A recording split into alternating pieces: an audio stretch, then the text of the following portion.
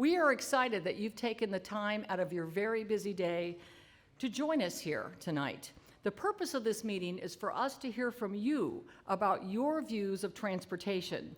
There will be a microphone available for you to come up and give us your comments. We have a video, a PowerPoint presentation, and you'll hear from Mayor Jerry L. Demings and your Commissioner, Maribel Gomez Cordero. They will be making some remarks. As many of you know, that this issue was on the November 2022 ballot, and it did not pass. However, our transportation issues continue to be problematic. Here's a video just to set the scene. Orange County has one of the largest growing populations in Florida. Each week, nearly 1,000 people move to our area, adding to our 1.4 million residents. By the year 2030, Central Florida is expected to add more than 1,500 residents every week, with a projected population of 5.2 million. Currently, Orange County ranks 43rd out of 67 counties for transportation spending per capita. That is among the lowest in transportation funding in the entire state of Florida. Lynx and Sunrail routes do not have the frequency and coverage area needed to meet the current demand. And pedestrian safety is among the lowest in the United States. This is our current transportation situation, and we need to hear from you. Existing funds are used to maintain and improve nearly 3,000 miles of existing roads in Orange County, which do not include highways such as I-4. They also fund traffic signals, streetlights, pedestrian walkways, and public transportation such as Lynx and Sunrail. But due to steady population increases, our transportation system is underperforming.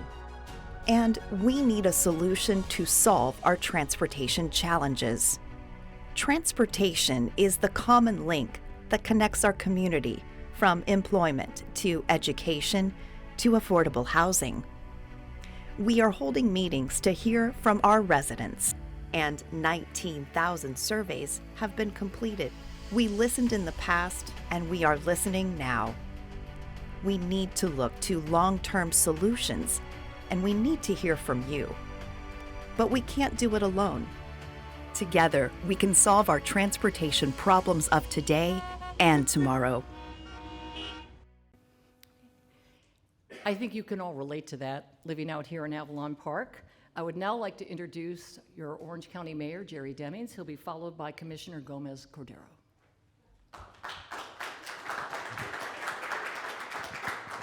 All right, good evening to all of you, and thank you to Commissioner Gomez Cordero for hosting this community meeting. I'm really honored to be here, and I can tell you that in a growing community, we have a myriad of challenges, a lot of good, but you all elect us to tackle not just the things that's going well, but the things that's going poorly as a community. And in 2017, when I started running for Orange County Mayor, I went to many, many different community meetings, over 1,000. Actually 1,127. At the end, I counted all of them on my calendar. And that's what got me to the point where I am today of being the Orange County Mayor. But I've been a public servant now in this community for 43 years. And during that 43 years, I held a lot of different titles.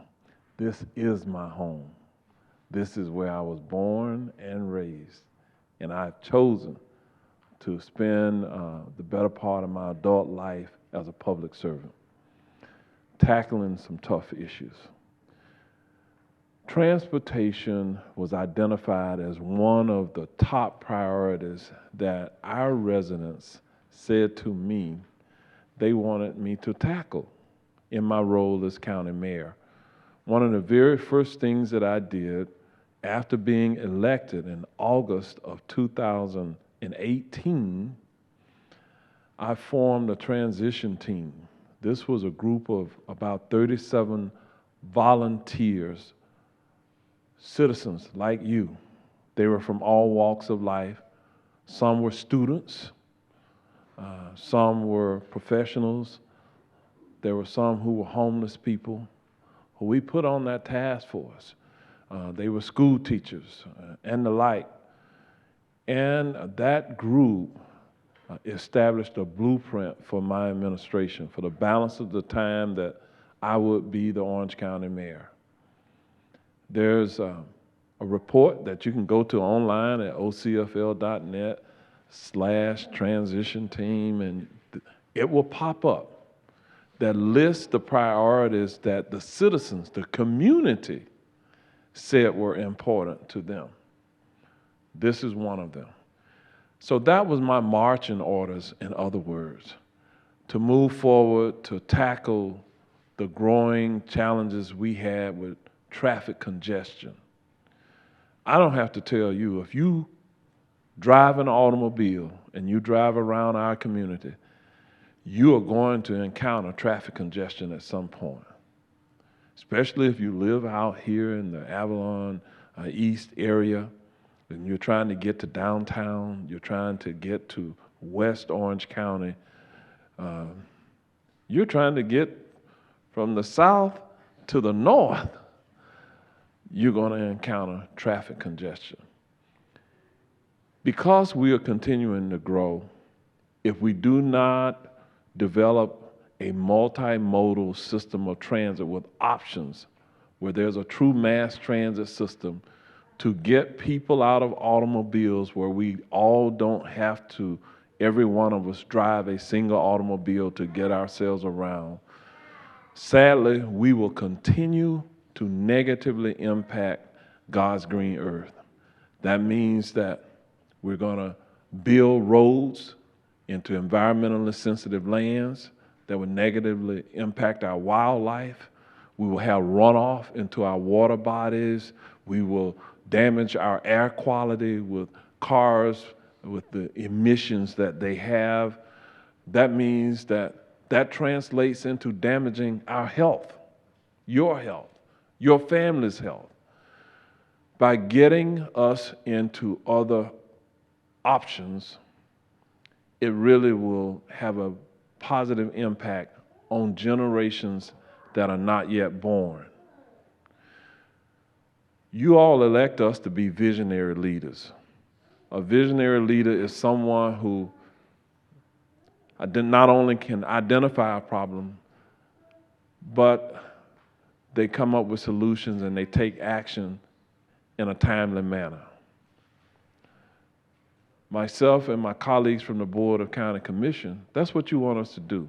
You want us to anticipate a problem before it's a problem, take action in a timely manner, hopefully to alleviate or reduce the probability of additional problems. We're trying to do that. Our staff, our team has identified the gap in services that we have. Going back to 2020, we started the first initiative for a transportation infrastructure sales tax to improve our transit system. I suspended the effort in 2020 because we all got hit with something that only happens in 100 years or so. What was it, ladies and gentlemen? The pandemic. One of the propositions that we had, the state of Florida tells us that out of everyone that pays the sales tax, and you wouldn't pay this particular sales tax on everything. You don't pay it on prescription medication. You don't pay it on most grocery items. You don't pay it fully on all big ticket items like an automobile. You pay it up to a point and then you don't pay this tax anymore after that. You don't pay it on utilities and some other things. But those who would pay the tax, the state in 2020 estimated that a little bit better than 50% of the people who would pay the tax in our county are the visitors, the tourists, who are coming to help clog up our roadways. That estimate is now higher. I believe the county administrator is here, Byron Brooks. Byron, if you just wave your hand, you're going to hear from Byron Brooks. He will likely cover that in his comments to you tonight, so I won't get into that. But suffice it to say, we also identified that we had, at that time, a $21 billion deficit in infrastructure to adequately address the transit needs in our community. That dollar figure is even higher now.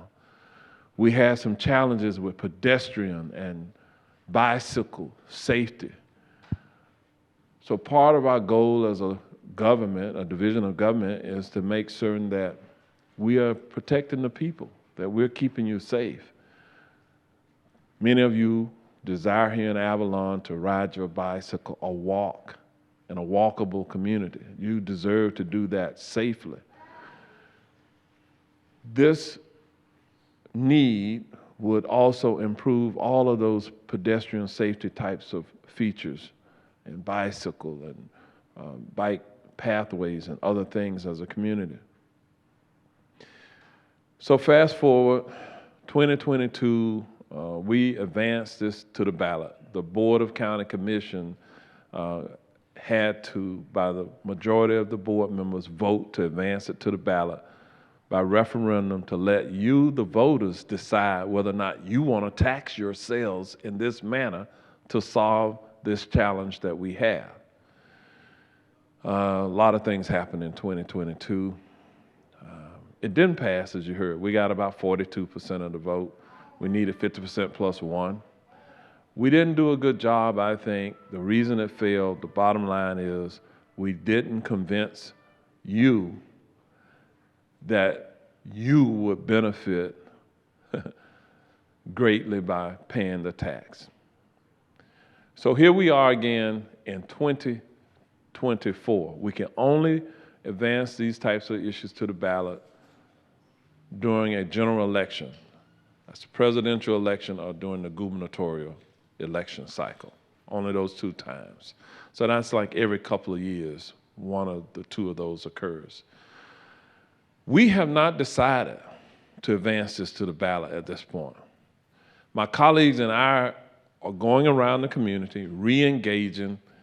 In 2022, I personally had over 300 different meetings that I went to and talked to our community about it. So we've re-engaged now to listen to you. As much as anything tonight, this is your time. So I'm not going to go on much longer, because what we want to do is hear from you.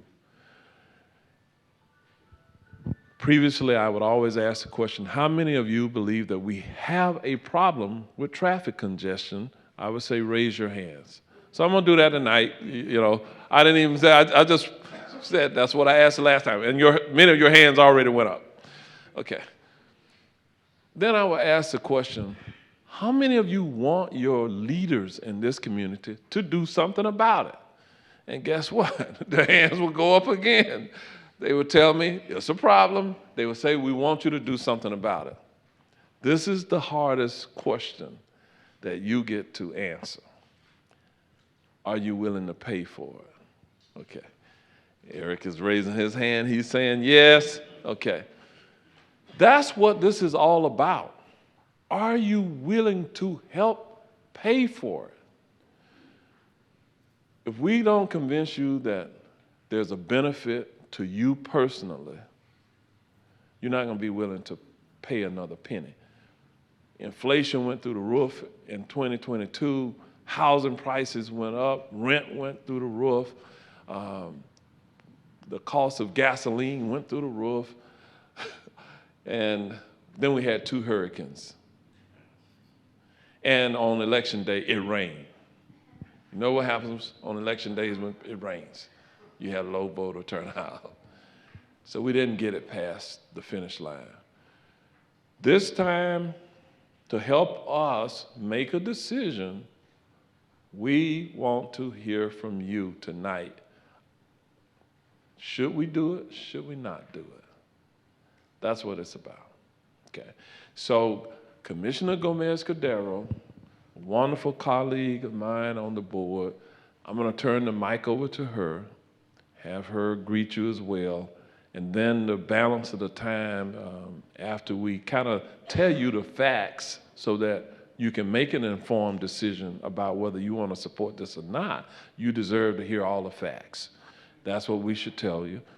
Then we're going to ask you, tell us what you want to do. We want to hear from you. Commissioner Gomez-Cordero.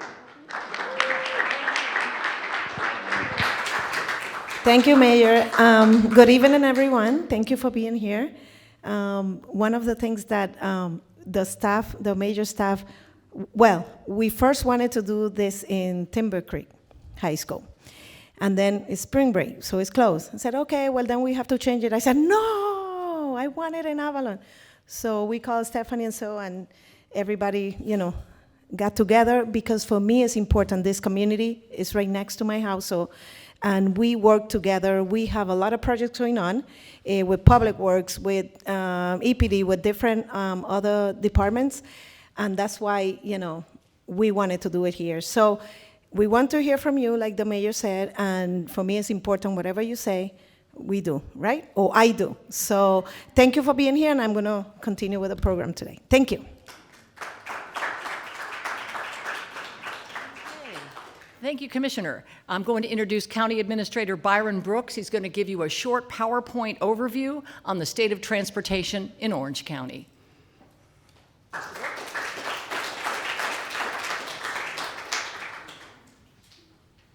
Well, good evening. I'm delighted to be here with you this evening. I'm going to do a short presentation, no more than 10 minutes. The intent is to hear from you tonight, but we wanted to just get you oriented on where we are, where this process is, and what the discussion has been to date, much of which the mayor has given that context. And this is pulled from a presentation recently given to the Board of County Commissioners, and this is what we covered, and we'll do this today as well, a little bit about the 2022 presentation, again, for context.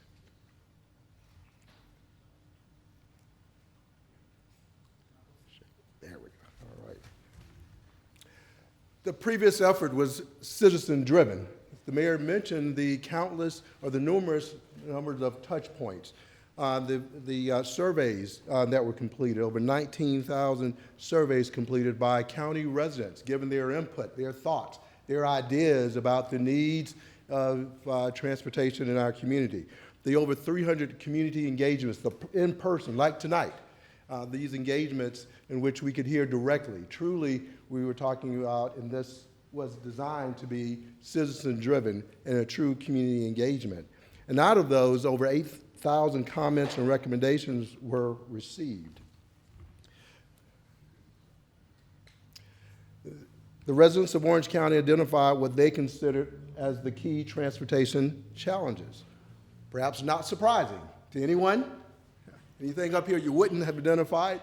Traffic congestion by far was the number one challenge that the residents, the citizens, you all who were engaged in that process, and many of you all I see here I know were engaged in that process as well, identified traffic congestion as a major need. Transit was identified as a need in our community, especially when we compare ourselves to other world-class communities and larger communities, urban communities in our country as well as around the world. And bicycle and pedestrian safety certainly showed, as was referenced, we have and enjoy tremendous weather. We enjoy the opportunity to really be outside, but we want it to be safe. And we know from a number of reports, we have some room to improve with respect to bicycle and pedestrian safety.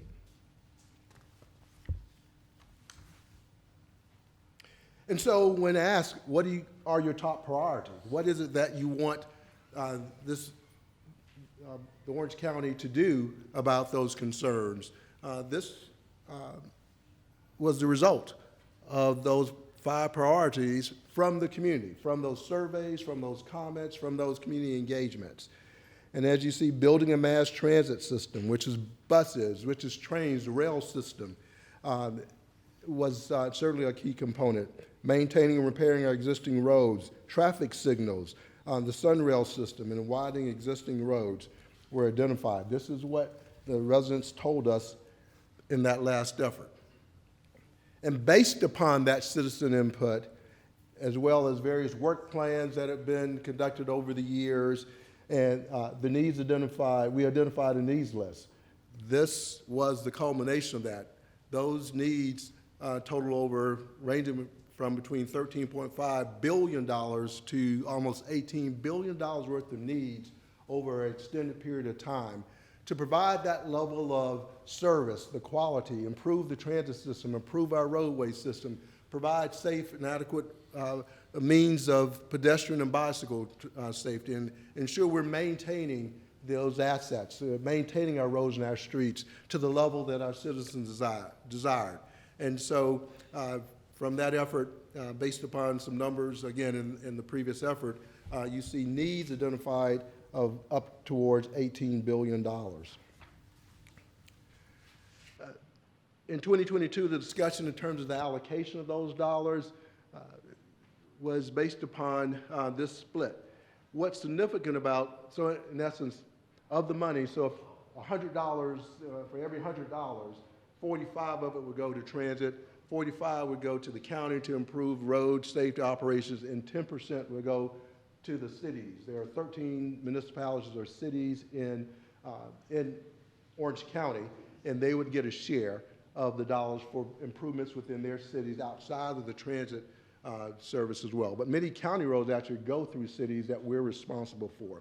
What's notable about this, though, is the significant commitment to transit.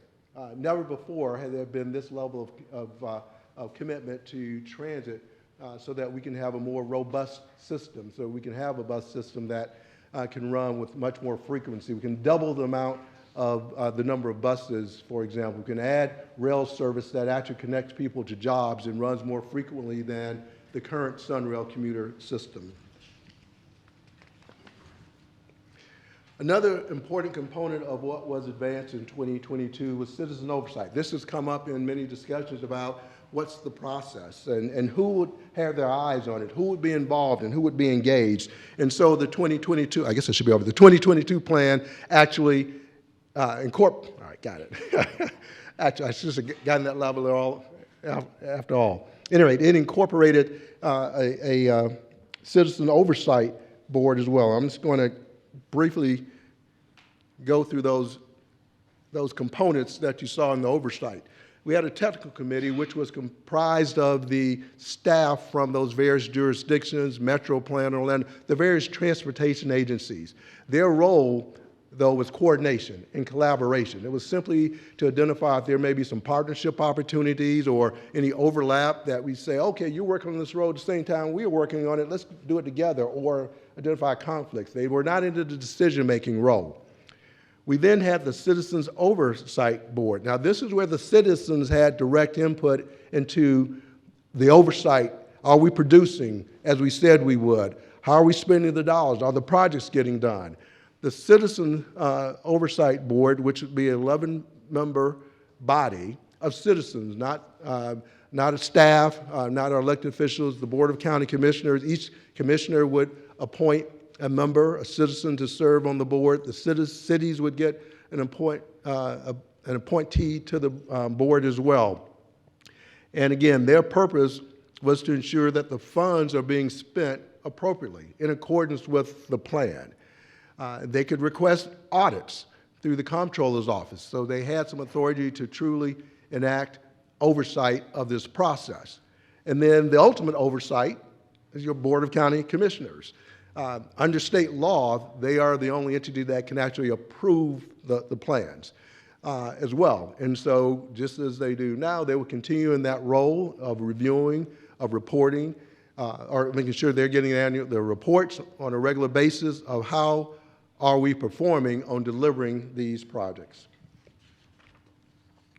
And this is just a note, it was more for the board, but we did have support from cities in that last effort, and this just lists those cities that submitted resolutions of support of the last referendum.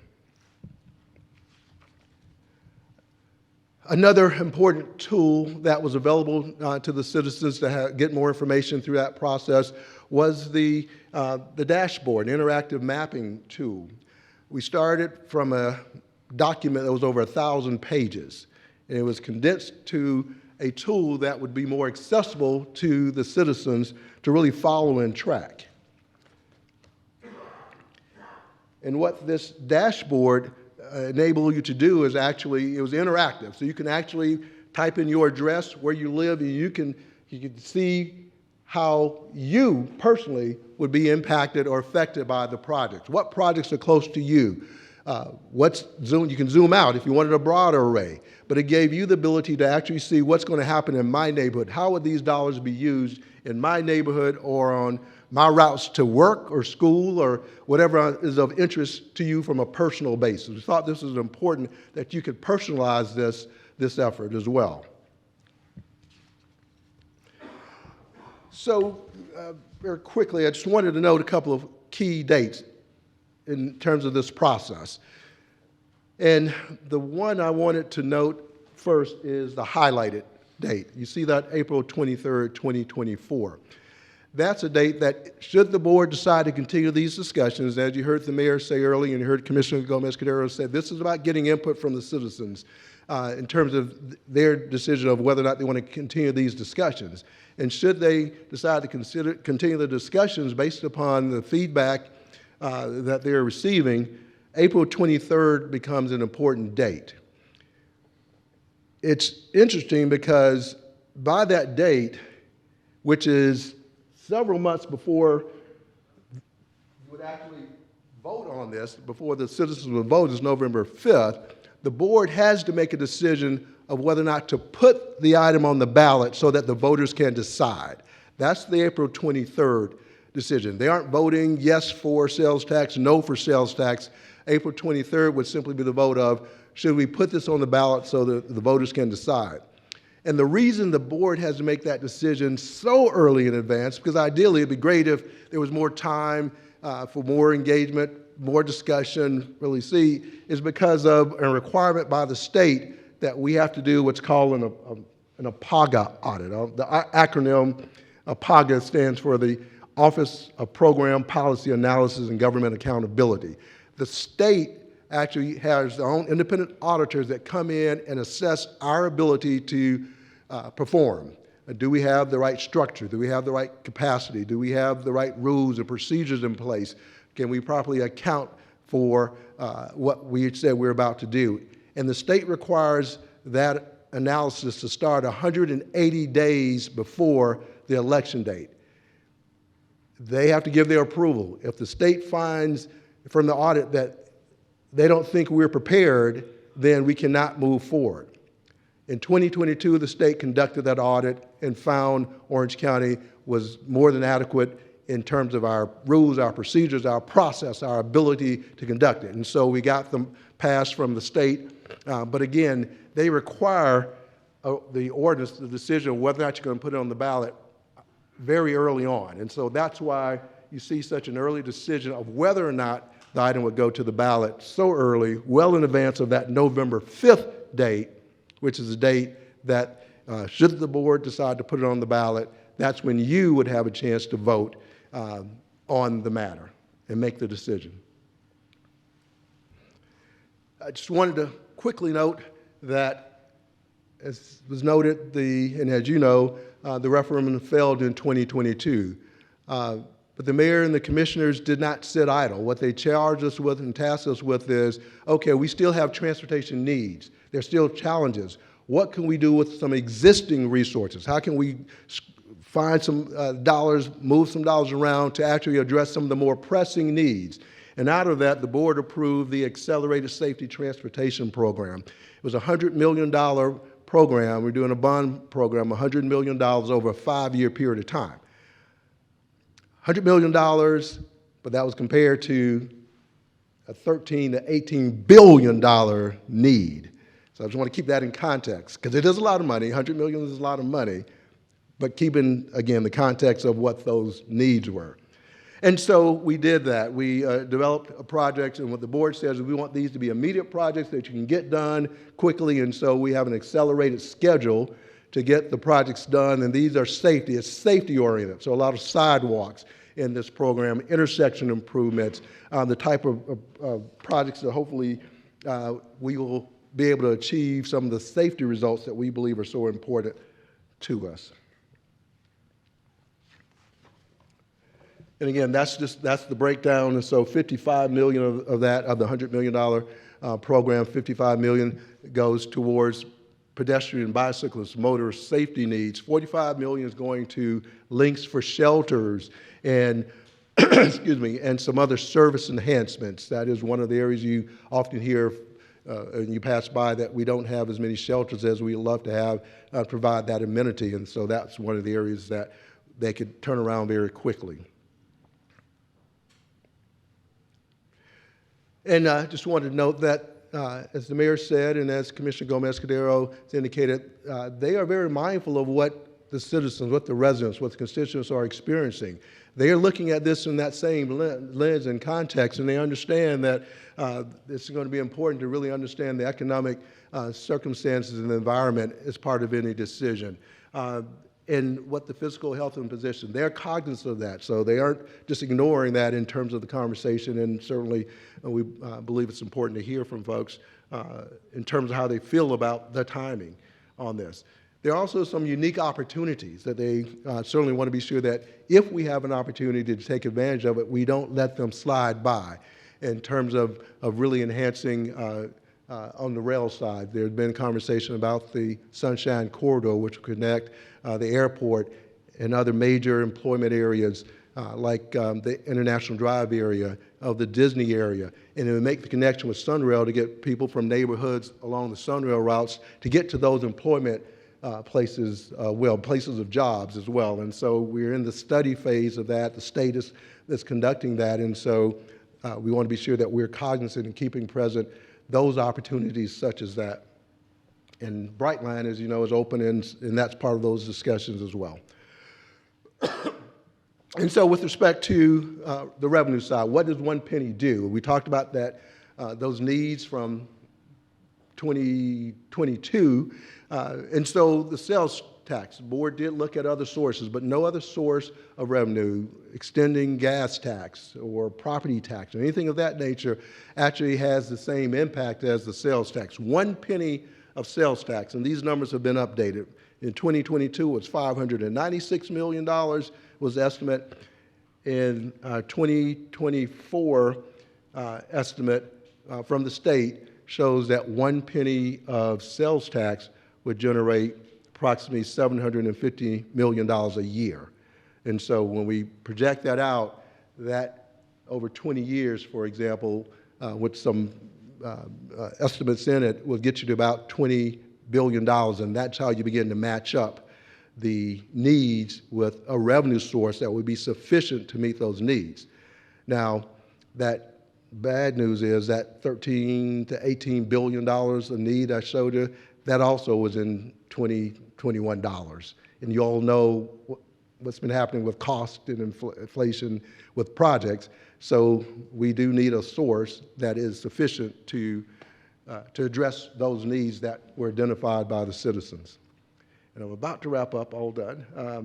And so this is where we are. As noted, the commissioners started, and the Board of County Commissioners started the conversation with, all right, let's go out, let's hear what the citizens are thinking and to help us make a decision.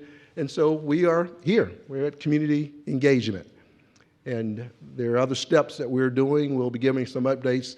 For example, next week we'll give an update to the Board of County Commissioners on a couple of these items as well, just as we continue to gather information.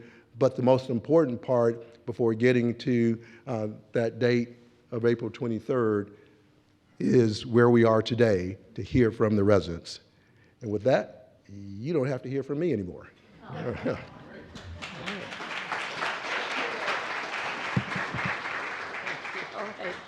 Thank you, Mr. Brooks. Now, you saw in the slides about the interactive maps. We have staff here, and they can demonstrate that interactive map for you, where you can type in your address. Staff, can you raise your hand where we are? Okay, back in the corner, the far left-hand corner. We've got staff back there. If you want to go back and see how the maps work, they're on our website. You can type in your address. Pretty nifty. We kind of came out with that at the end, kind of the end of the campaign last year. I'm sorry, in 2022. So not everybody got a chance to see it. But let's talk about the reason why we're here. We want to get that microphone set up. So where Communications Director Jeff Williamson is standing, is that where we want people to line up, over there? Okay. If you don't want to stand in front of a microphone and give your views, we have comment cards for you to fill out. Also, if you look around the room, we have staff members. Raise your hand. You can just go up and talk to them, and they'll write your comments down, so you don't have to go up to the microphone to give your views, but we're here to hear them, so please come on up there. We're happy to get your feedback. And before you leave, please pick up a 2024 transportation survey and fill it out. We're going to be launching that. Again, you saw 18,000 filled out the forms for 2022. Well, we want to hear from you. You can also find the survey on ocfl.net/transportation. So let's hear from you. Anybody want to come up and give a comment? Please, just go on over to the mic, state your name, and we'll give you a couple of minutes. All right, go ahead and get Yes. in line. If Yes. you want to comment, please come up and get in line. Right here. Okay. Is it working? There you go. Don't worry, I won't be shy. My name is Eric Grimmer. I'm Hey, a Eric. local resident, community advocate in housing and transportation, chapter lead Orlando EMB, and I was a staunch advocate for the 2022 initiative. I got out there, knocked on doors, and tried to get this passed. We heard a lot tonight about the 2022 initiative. Not much about 2024 initiative. So we've been led to believe that the plan that's going to be put forward is substantially similar or close to the same as the plan that was put forward in 2022 that lost by 16 points at the ballot. Are you asking that as a? I think That is we're a just question. That is here a to get question. comments. I think this is what I would say. We're here to hear from you to see what do you want for 2024. So why don't you talk about what you'd like for 2024? We're going to take that comment down, and we're going to be reworking the plan. Obviously, it failed. Yeah, I mean, I would hope there'd be some reworking of the plan, but you're on a very tight time frame in order to rework that plan, as we saw in the timeline you provided tonight. So as a resident, and again, as an advocate for this in 2022, I am very concerned that we're going to put forward a same plan that was very unsuccessful. So I would like to hear about, one, things that are changing in the new plan, two, what has the county learned from the 2022 experience, and what steps is it taking to make it more saleable to members of the community. You know, I lived here, I voted for it, but this community, just like most other precincts in Orange County, did not vote for it. So I think we need to see some changes in the plan, and I need to see some changes in the plan before. Could you give us 1 or 2 points that you would like to see? Sure, I mean, I can do that. I think that going for the 20 years and the full penny was a mistake. I would like to see that down to 10 years and a half penny, kind of like what Seminole County does, because I believe there's a lot of distrust that the government can actually pull this off and use our money wisely. So I think shortening that time frame, like Seminole County does, it's been very successful for them. I think it's been renewed twice since they passed it. I think would demonstrate to the residents that, you know, the county has the ability to use the money wisely and make some changes. I would also like to see, you know, a little more of a defined project list. Exactly what that money would be for. That's something also Seminole County did, I believe, the first time. Said, we're going to use it exactly on this. Last time there was just a spreadsheet of 300 some things. Hey, these are things we could use it for. You know, so that made it a little confusing. What exactly is this money going to be used for? And then I also think, you know, doing a better job, frankly, of selling it to the residents, because I was one of the people who helped to try to do that. And I don't think that was successful last time in the plan. So I'll pass it off to someone else to have some comments, because I could give you more comments all night. Okay, well, thank you, Eric. We do appreciate your point of view. This is what we want to hear. Okay, sir. Hi, my name is Glenn Cook. I have business in District 4, Commissioner Rebate and Mayor Demings. I also live in District 3, so I had an opportunity to live here. I worked in Seminole County 25 plus years ago, and I was there when that penny sales tax did get passed. Had an opportunity to speak to the commissioners as well as mayor. I really do believe in that penny sales tax being passed for the entire Orange County. I did vote for it last time. I also think we just need to tweak our message a little bit to focus on some of the technologies that are out there. I do work in the innovation space out in Lake Nona for Tavistock. We have some technologies coming from Israel, and it is basically a planning type of AI type of software that can be utilized for policy as well as construction of the roadway systems. It's called a TMAS system. And I think that if we would just make the public aware, instead of just, hey, we're building roads, or hey, we're buying buses, to actually plan these things out, utilizing these technologies that are at hand right now, that we can implement these things, utilizing the road structures that we have right now.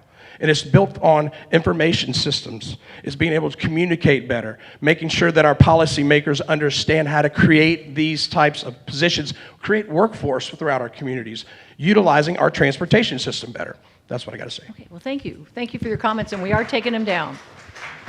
And we want to remind everyone that we're giving everyone 2 minutes to talk, so you don't have to rush through it. Yes. But the clock will begin when you begin talking, and you'll have 2 minutes to speak. Your name, sir? I'm Leo Robinson out of the district. Miss Bonita is my district. I think it's 5, am I right? Yes, Bonita. You're in 5, we're in 4 right now. But Yes, this is Gomez four, Ms. Cordero is your- Well, forgive me again. I would like to see the road, the youth being more involved in knowing what's going on. Maybe they can communicate with Orange County. Getting more activity for them to know that y'all are making these changes would change a lot. I'm an advocate for Mentors for Fatherless Children and Abused Families, which is my nonprofit. And we hear a lot about just transportation and them needing bus passes and things like that. And Orange County offers those things. So we're just trying to make a more awareness of the youth needing a lot more help from Orange County in that district. Bithlow community, Alafaya, it's a lot of youth that are trying to get to work, even in Disney, so we need to work on those type of things. So I'm just an advocate for that. Thank you. Thanks, Good Leo. point.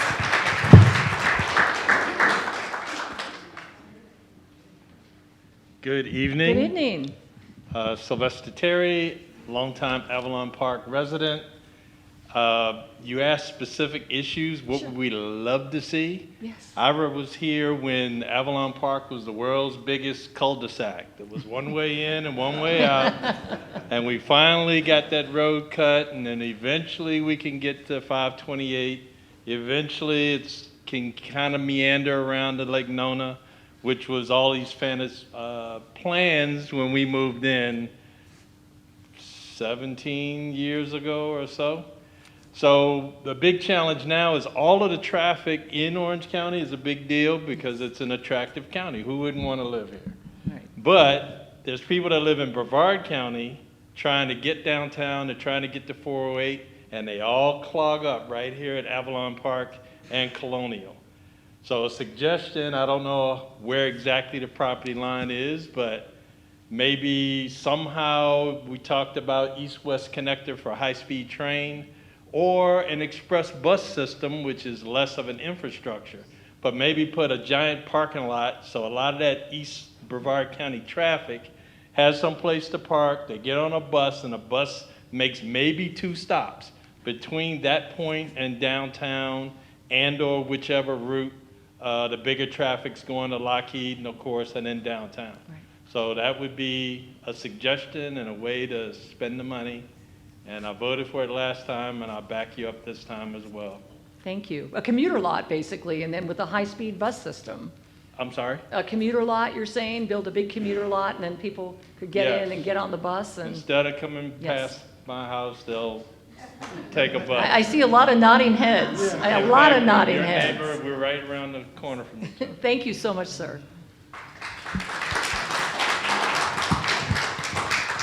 All right, good evening. That's both of us going at one time. I have a few comments, and also I'd like to see some solutions that are placed on the more understanding so we understand what this half penny, 1 penny sales tax would do for us. One, I used to work at Orange County Public Schools, and my department was over all the janitorial services in all the schools across Orange County. So that I realized and learned that some people were having to get on the bus at 4 o'clock in the morning in order to get to a job that didn't start till 7 o'clock in the morning. That's not achievable, and that's not acceptable for us to stand back and just let a transit system have that kind of delays where our people can't get to work on time. So I say that to say I'm more in favor of the half-penny, one-penny sales tax, but I would also like to see a little bit more definition when we say the 45, 45, and 10% split. What are those really going for? What are we going to do with that 45 toward transportation? I'll speak more specifically. Are we going to say that Lynx buses will be more available? How more often? What are the real plans? And along with those same plans, with the light rail, sun rail, it's not practical. Weekends, holidays, it doesn't run. So you're not going to get people to use them if it's not there. So you don't know what kind of return you'll get and what type of costs are going to be involved. We've got to make the Lynx and the light rail be more available, and we will support. People will support it to get more information. More information means let's define what change is going to be made. If you want 45% to go toward transportation, specifically, what is it going to be used for? And then prioritize it. Links, right, light rail, so forth and so on. Work your way down. You'll get a lot more support, and I'm definitely on board for it. Oh, thank you so much. So you're saying light, you'd like to know like the number of buses. You'd like specifics. I want to know how many buses would go out there. What would happen? Can we run Sunrail on weekends? That's what you're saying. And you know, I would say yes, but I would say maybe not as specific as how many more, but at least say our goals are to increase the buses to at least reduce the amount of time that people are having to wait, to increase the run times of Sunrail so that we know that we're going to get people to destinations, to their schools and to their jobs. And even if they want to use it for pleasure, we're going to do those types of things. But the specificality that I'm looking at is give it more detail. Right. Don't just say we're going to use 45, 45, 10. Right. No offense to what I'm saying, because that's part what people want to hear. But if we get more detail, we'll be more inclined to vote. Okay. Thank you. Mm-hmm. And I just want you to know that we do have representatives from Lynx and Sunrail here. Lynx and Sunrail, you see they're raising their hands. So please, after we stop the portion, yes. Yeah, but we've got people here to help you. Sir? Thank you. Thank you for coming. Hi, my name is Russ Stoner, and I just want to kind of keep it a little simple and basic. I think I've been here all my life. I was born and raised here, and we've lived on the east side of town for over 30 years now, and so we've seen a lot of growth. And I know for me, as I mature in life, things become more and more about trust. So for me, you have to earn my trust. And so I think that's true with a lot of people, especially when it comes to government entities, you know, the stigma and stuff like that that's out there. And I think if there's some things that can be done just to earn the people's trust, I think you may start seeing more participation. Things like examples. You know, give us some examples. Show us what you've done with our money thus far. You know, show us maybe some 3D renderings of what today looks like versus what it can look like. And I agree with like the short term, maybe a 10-year half-penny. Something like that is a good idea when it comes to something like that, because you can show those changes much sooner and begin to, if things haven't been done that good, you know, up until now, there's an opportunity to start doing that and show it through those types of things. You know, show us what's been done, where the money's being spent, and how it's improving things. Give us examples of maybe have people, you know, speaking about how it's improved their life, you know, things like that. So that's a basic thing. And then the other thing is we talk about the growth. You know, is it possible for us to maybe take a step back from growth periodically, so we can get things in place that need to be in place and then start to regrow again at a faster pace. Yeah. Okay? That's okay, don't worry about that. That's all I have. No, thank you.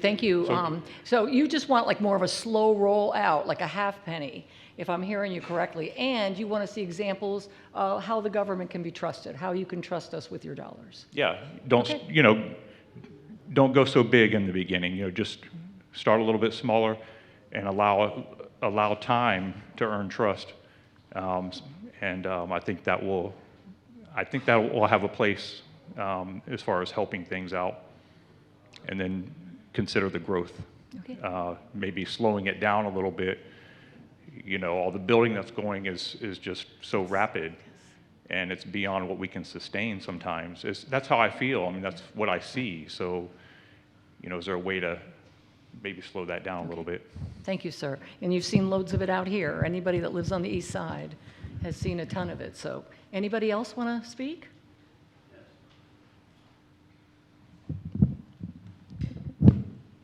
Hi, I'm Alan. I recently moved here from Europe, and I've been a local resident down in Alafaya. And what I noticed is that there are a lot of big roads, a lot of cars, and there are not that many people riding a bicycle, but they are out there. And people driving cars, they don't notice them all the time. It's not safe. No. So what I was thinking, because I'm from Europe, so we need better available roads for these people that go to work, go to school, anybody using a bicycle whatsoever, they need to be safer. So there needs to be taken into account because it's dangerous out there. Yes, we have a designation that's not flattering, and we are trying to change that. Okay. So thank you. There are a lot of options to do that, even like intersections that are really busy.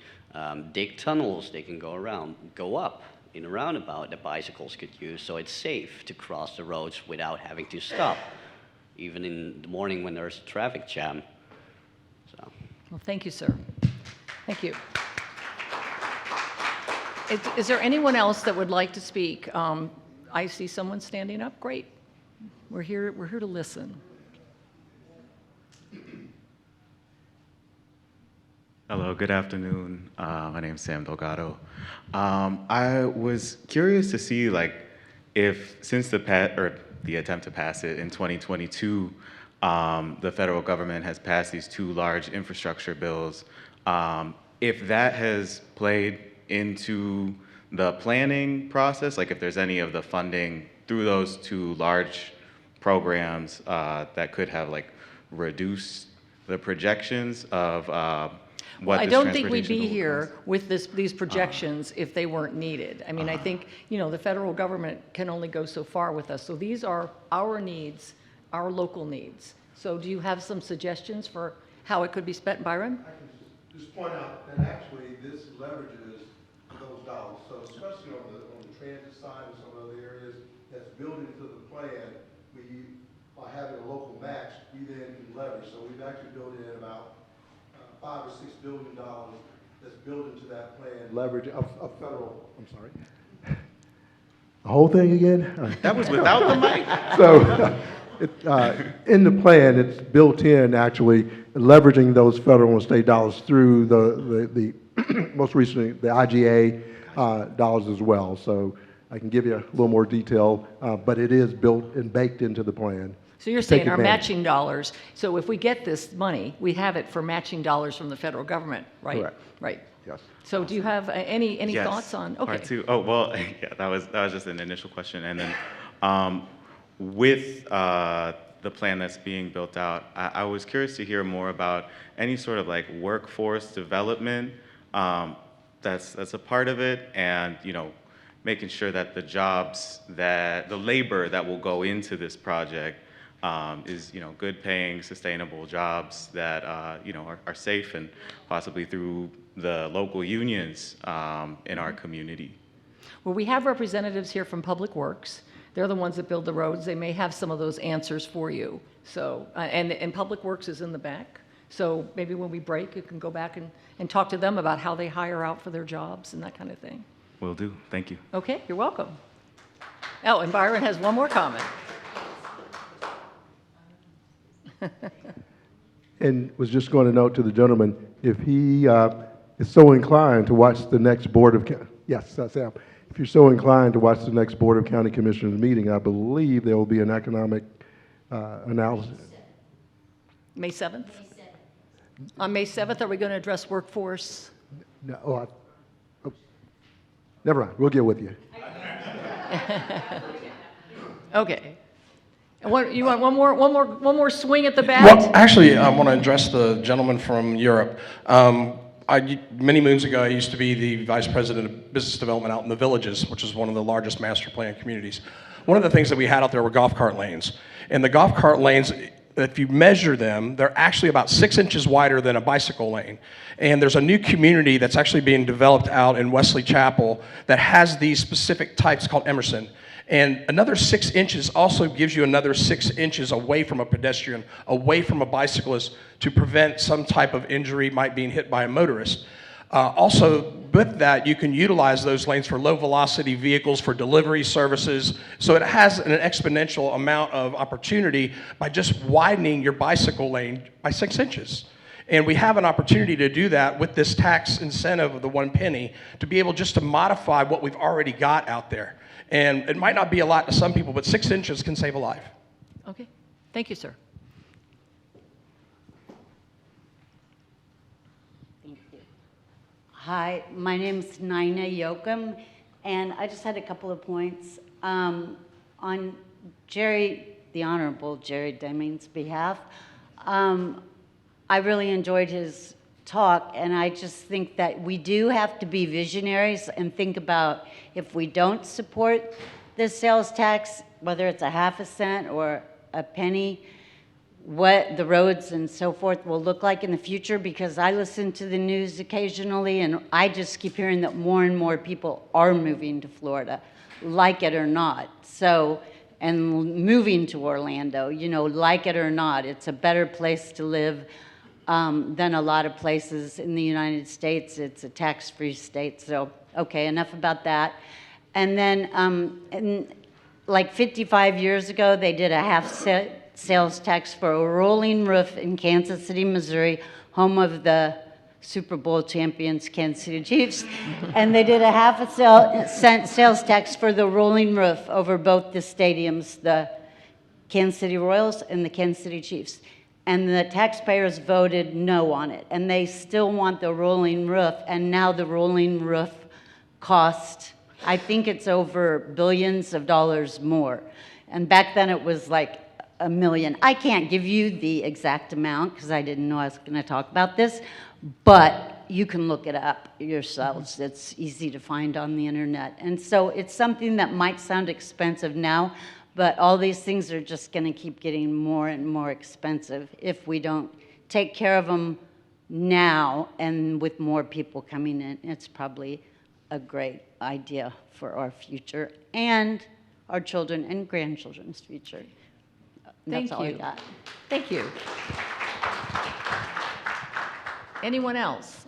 Yes, great.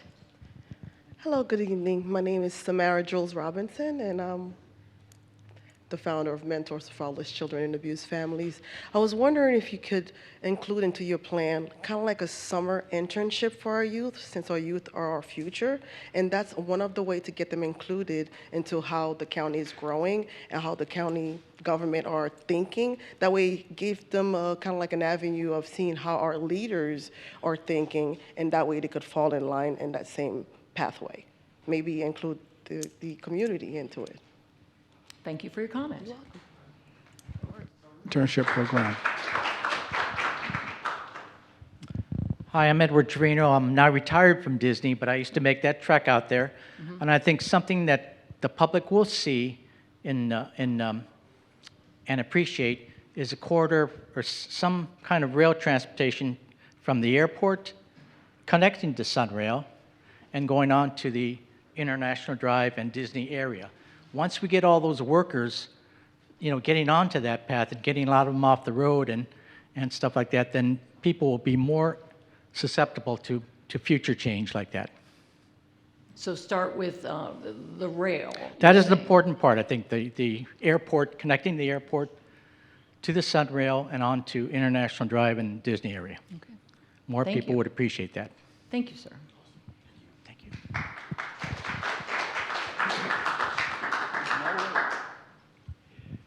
I'm Theo Webster. I chair the Transportation Committee for the League of Women Voters of Orange County. I also sit on the Arts Council for Orange County. the league is supporting and has supported since the mid-'80s a dedicated funding source for transportation. We are especially focused on transit. We did a letter to the Board of County Commission. Oh, this is going in and out. Board of County Commissioners to that effect. I think, again, we could do it a little slower with a half penny for 10 years, but more of a focus on transit. You know, that would serve our tourists, it would serve our job community. With the growth that we have, we could build roads forever and we would be one big roadway. So we need to look at developing our transit in an effective and efficient way. Just kind of off the grid, I listened to a presentation by Jarrett Walker from Oregon, who's a transportation specialist, and we might want to consult with somebody like that. I think he's been here in the past. Thank you. All right. Okay, that looks like... oh, Any other comments? Here comes the gentleman. Great. All right.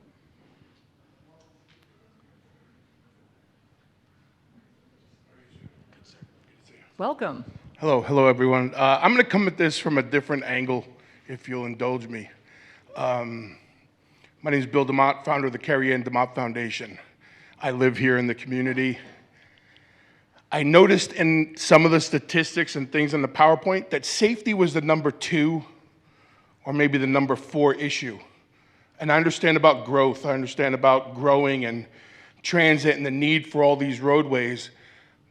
But I'm going to kind of throw this question out there. Why would all this growth, would safety and then operation and maintenance be the lowest part of the funds we're trying to get? That's kind of a rhetorical question. Okay. Thank you. We're saying that safety should be higher on the list in terms of priorities. Was that part of the citizens' response that you saw? So when people filled out the surveys, you're kind of perplexed as to why they had safety lower than, yeah, and that was from the citizen surveys. Yeah, thank you, sir. Especially in this area with all the kids that are getting hit now Yes. on scooters and bicyclists, and you know, we deal with drunk, impaired, and distracted driving.